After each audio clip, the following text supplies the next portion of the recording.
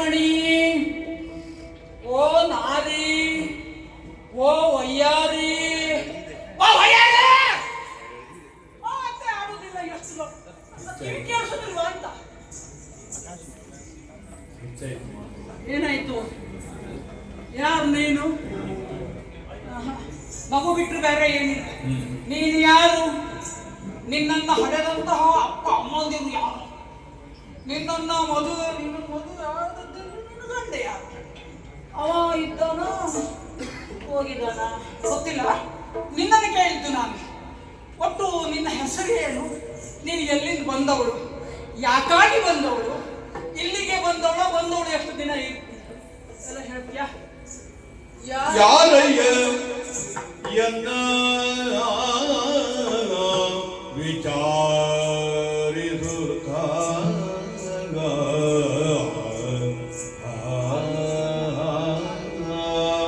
ಯಾರಯ್ಯ ಎನ್ನ ವಿಚಾರಿಸುತ್ತ